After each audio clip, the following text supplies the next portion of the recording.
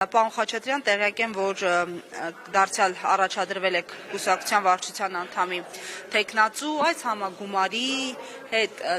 կապված ձեր ակնկալիքները որոնք են եւ ինչպես եք պատրաստվում քաղաքական այս խճանկարում դիրքավորվել։ Այդ հարցերի պատասխանները համագումարում հուսով եմ կստանաք, լիարժեք, սպառիչ։ ՀԱԿ-ը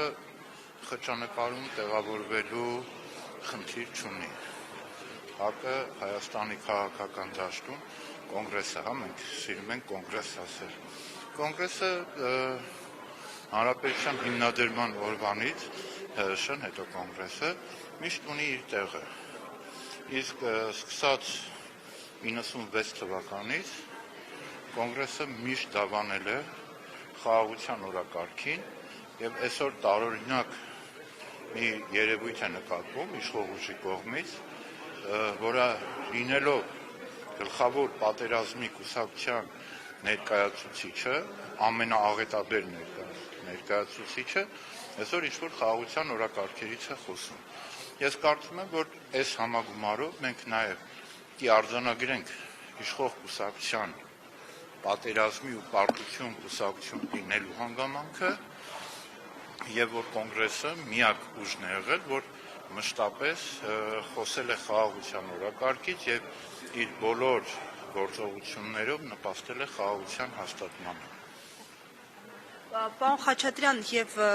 դուք խոսեցիք այդ խաղաղության օրակարգերի մասին, ինչու այս պահին, մինչ այս պահը փաստացի այլ ուժերի մոտ չի ստացվում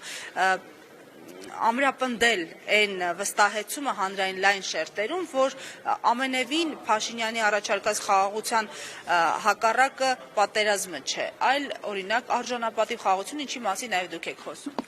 Տեսեք, մենք իսկապես մեր ծրագիրը միտված է լինելու հենց համոզելու մեր ժողովրդին, որ այն խաղաղությունը, որից խոսում է Փաշինյանը, դա բնավ խաղաղություն չէ, որտեղ մենք չունենք մինչև այսօր առարկայական որևէ արդյունք, որը կարող էր մեզ համոզել, որ իշխող ուժը մեզ տանում է դեպի խաղաղության։ Ընդհակառակը, իշխող ուժի պարտվողական շարունակական կապիտուլյացիայի քաղաքականությունը ամեն օր ծնում է նոր պատերազմի վտանգներ։ Մեր այս քարոզարշավի նաև գլխավոր խնդիրներից մեկը լինելու է մեր հանրությանը շատ ուղիղ ցույց տալ այն միֆը խաղաղության մասին, որ փաթաթել են մեր ժողովրդի վրա եւ ցույց տալ խաղաղության իրական օրակարգը գործուն, այսպես գործիքներով, աշխատող գործիքներով, օրինակ ինչպիսին BRICS գումարած TRIP այդ մեր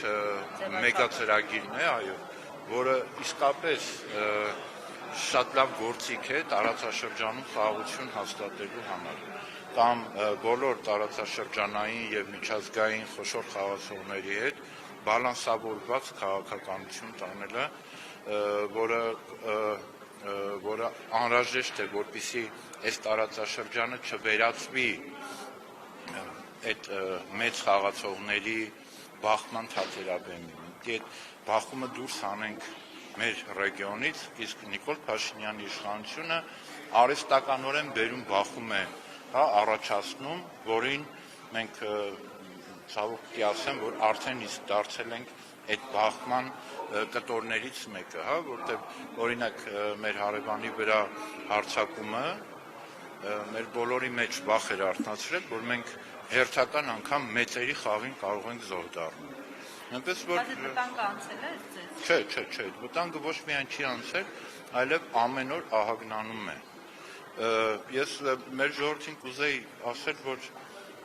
այս անգամ ցավոք սրտի Տեր-Պետրոսյանը մինչև այսօր իր կանխատեսումներում չի սխալվել։ Եվ այն կանխատեսումը, որ ազգի կեսը կործանել է, մյուս կեսն էլ կործանելու է, դեռ ուժի մեջ է այդ կանխատեսները։